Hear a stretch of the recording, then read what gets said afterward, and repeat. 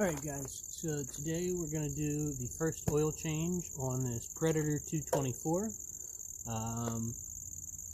I had initially bought a 212 Hemi, and I broke it in for 3 hours just sitting off the bike, and then I saw this come on sale, so I got this and put it on there.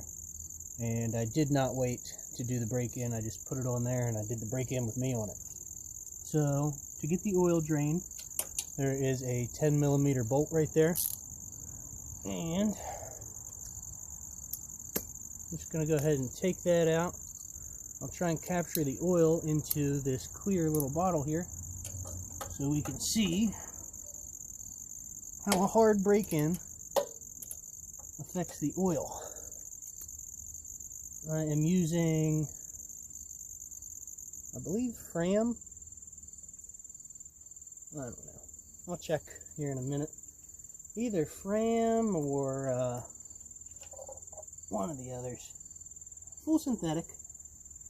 You know, it's $6-7 for a thing of full synthetic, and these engines are fun, so might as well use it on them. Hopefully that's a big enough container, but if not, I've got another little oil thing right here. I don't know if you can see the oil coming out or not. Probably not. Anyway, right about there, or let's see, where can we get the camera angle? Right there. There's where you're going to find that 10mm bolt that'll drain this oil out. So I'm going to start watching that now that it's getting fuller. Put you guys back down.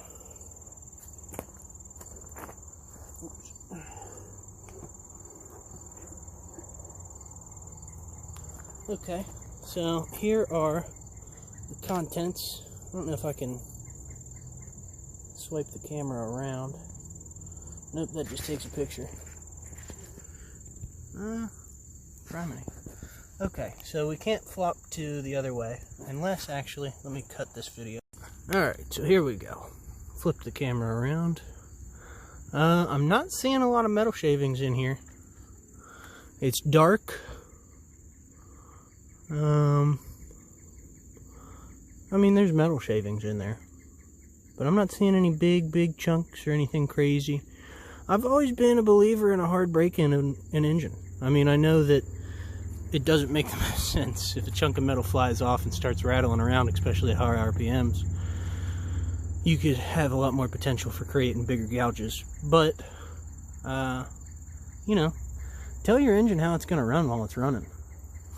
And that being said, it looks like we have all the oil drained out for the most part, so I'm going to go ahead and flip this back around and tilt the bike up in the air to get as much of it as I can out.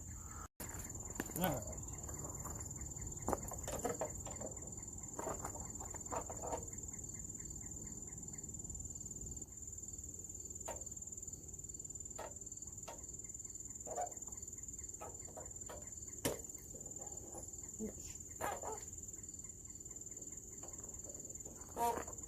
I got this very jerry-rigged up.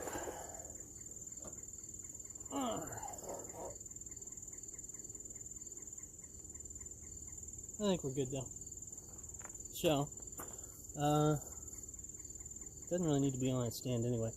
Now I'm just going to clean this bolt off because I let it get in the shale. And then, yeah, put it back in, put some oil in it. So I'll change up angles and do that.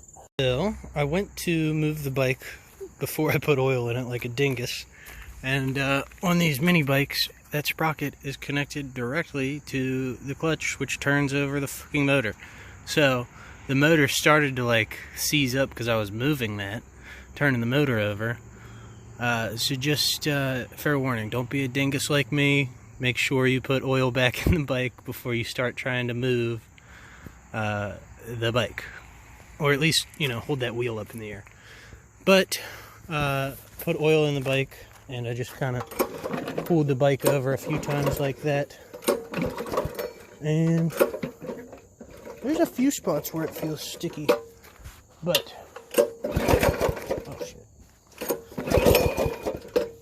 let's check. Will it start now? Might not start. Look.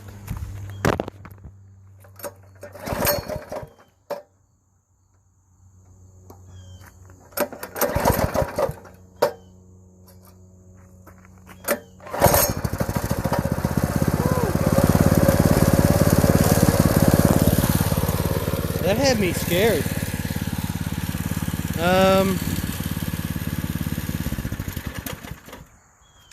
That has me scared.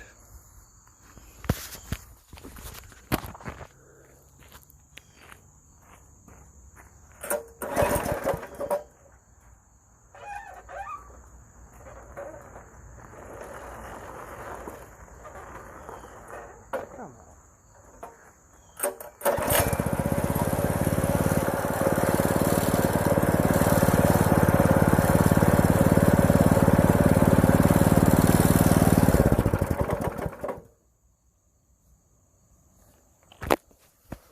Okay, so I got the problem worked out, I believe. Oop.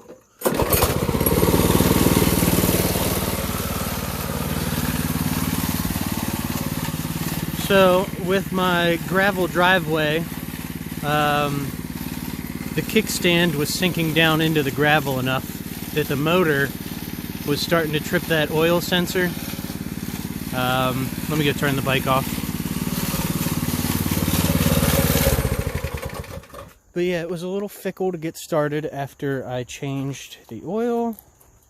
And then it scared the hell out of me because it started shutting off because of that oil sensor in my gravel driveway. Which is kind of lame. You know, it's not much further of an angle than it's sitting at right now, just on its kickstand, that it takes to kick this thing off. So, now that I have that suited out, I've let the bike run for about 5 or 6 minutes now. Guess I'll set this camera up and maybe rip around a little bit, let you guys see me riding it.